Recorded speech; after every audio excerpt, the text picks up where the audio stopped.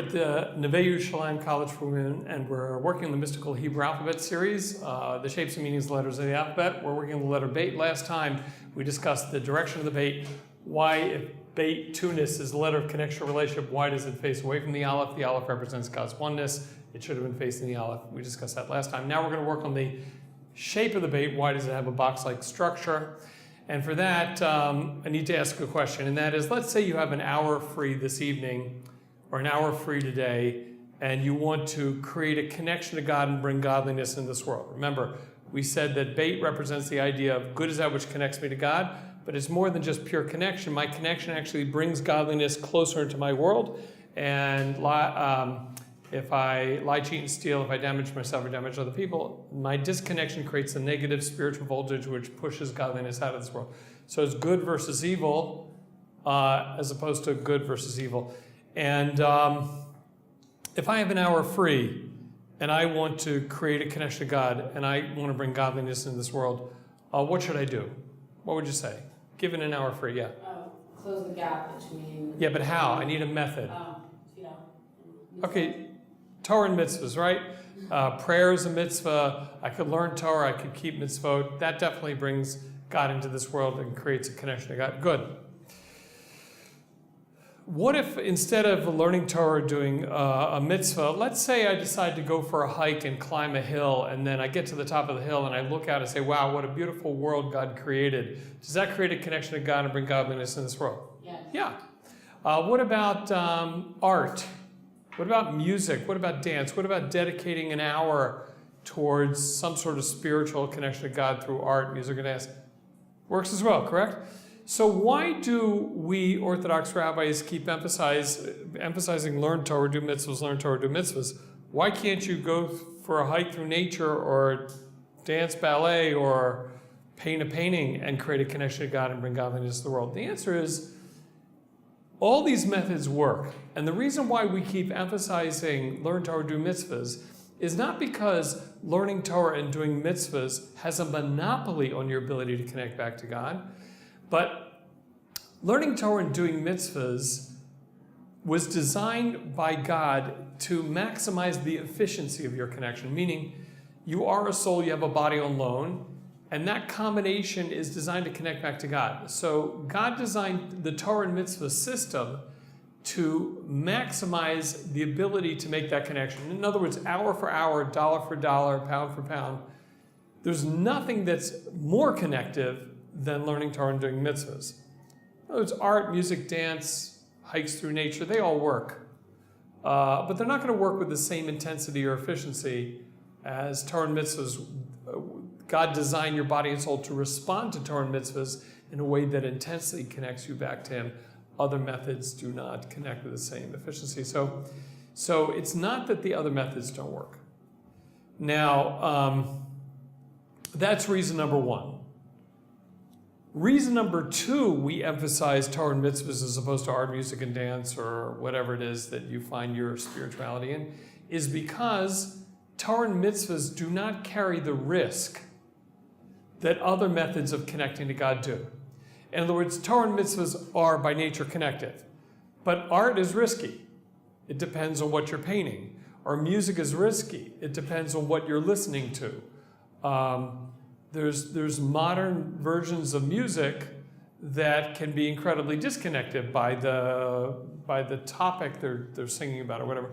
Same for dance or whatever. It depends on what aspect of you is connecting to God and what aspect of you is actually being pulled backwards.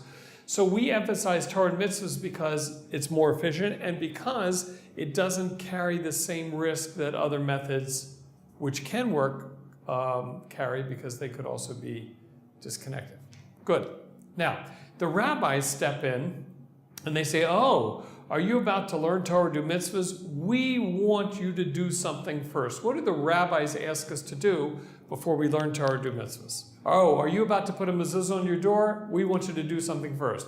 Are you about to... Like the number one mitzvah you should do? No. The rabbis say, if you're about to try to create a connection to God and bring godliness into the world through a Torah and mitzvah system, the rabbis step in and say, yeah, but pause and do this first. So for most mitzvahs, that is. Whatever it is. Are you about to learn Torah? Do this first. Are you about to sit in a sukkah? Do this first. Are you about to shake a lulav and esrog? Do this first. What is it they want you to do? Make a bracha. Make a bracha.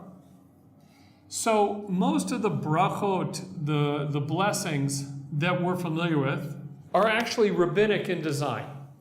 The Torah in a verse says that if you eat a meal, we know it means built around bread, and you're satisfied and whatever, then you should bless God and you should thank Him.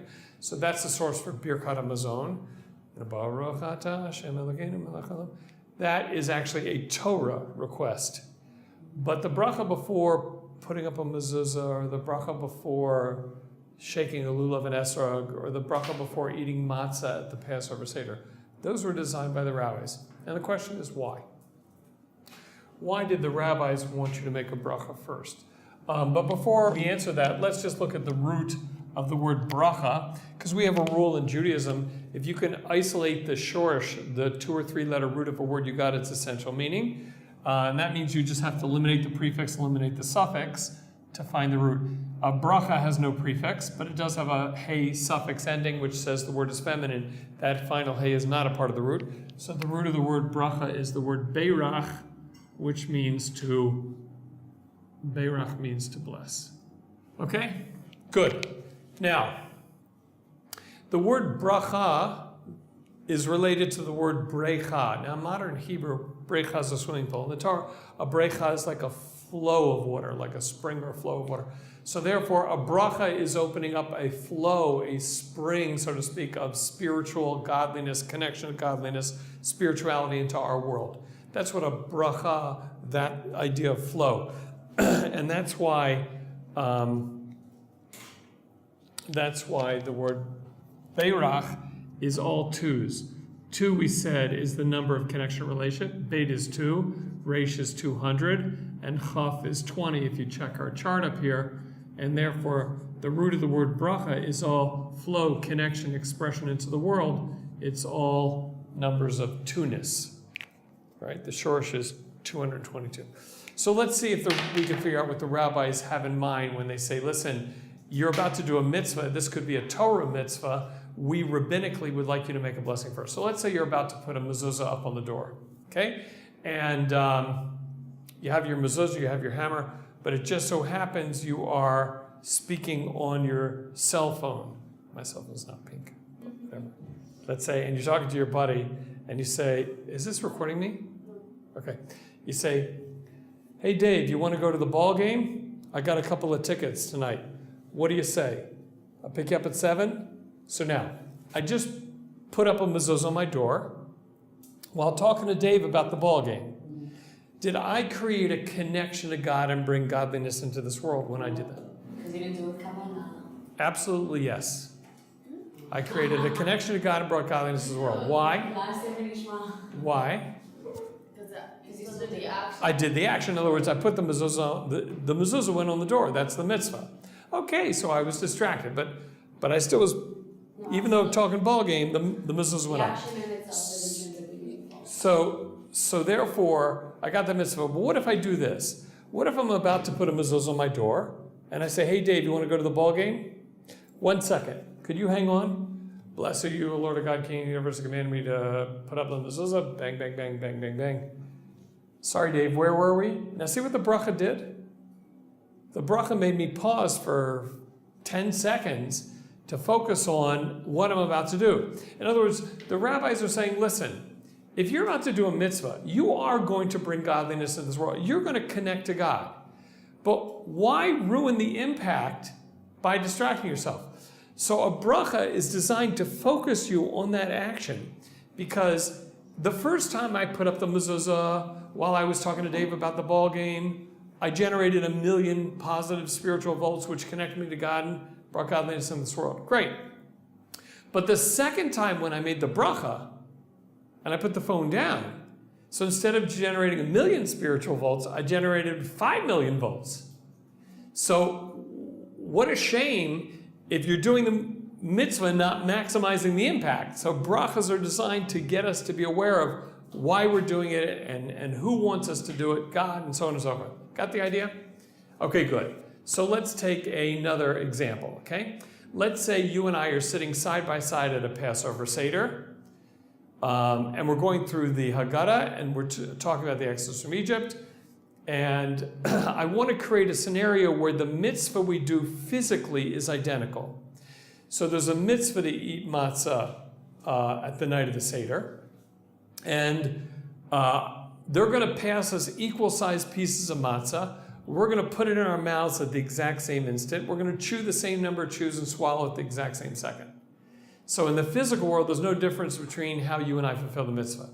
However, in terms of intention and thought process, when I chew my matzah and swallow it, I'm thinking, you know, I was so busy cleaning my house for Pesach this morning, I forgot to eat breakfast. And I was so busy preparing for the Seder, I forgot to eat lunch. And now that we've been telling the story of the Exodus from Egypt for the last hour and a half, I'm so hungry I could pass out. And if all I have to eat is this matzah, piece of matzah, fine, it'll have to be matzah. But when I chew the matzah swallowed, I'm thinking about how starving I am. Now, when I chew my matzah swallowed, do I create a connection to God and bring godliness to this world even though I'm focused on my stomach? Yes. Yes, because I did the action, correct? There's still a mitzvah to eat. Good. Now, when you chew the exact same size piece of matzah and swallow the same instant, you're thinking this is to remind me that God took my ancestors out of Egypt, and had we not left Egypt, we would have been so corrupted by Egyptian immorality, whatever. We never would have been savable. So that's what you're thinking when you take the matzah and swallow it. Okay? So therefore, did you create a connection to God and bring godliness to this world? Yeah. If my lousy intentions did it, so did yours. So what's the difference? So mine generated 1 million positive spiritual volts. You generated 5 million. So let me show you graphically what the difference is. If we pretend God's up, even though God's everywhere, and we say heaven has lots of levels, which it does, each one subdivided, so you get thousands of levels. Let's call this the bottom of the spiritual realm. So from here down is our universe with its billions of galaxies. Each galaxy has billions of stars, and here's a human being down here on the planet Earth. Now, when I chewed my matzah and swallowed it at the Seder, thinking about how hungry I was, and if I don't eat something soon, I'm going to pass out. So I launched positive voltage into the spiritual realm, which affected the spiritual machinery, and the world became a better place, like less drought in Africa, and so on and so forth. We did this last class. Now, when you did the exact same physical mitzvah with the same size piece of matzah and swallowed the same instant, so there's no difference in the physical world, but you were thinking the right thoughts. You were thinking about the Exodus from Egypt. So you took the exact same action, and you're generating a more intense spiritual connection by more voltage, launches the impact of your action higher in the spiritual realm. And the rule is, the more voltage, the higher the impact goes. The higher the impact goes, the more the machinery is positively affected. And the more the machinery is positively affected, the more impact on the physical world.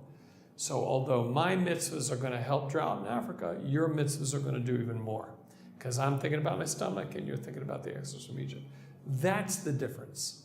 That's what a bracha can do. A bracha creates a flow, a spring of spirituality into this world, and brachas help maximize the impact of what you're about to do.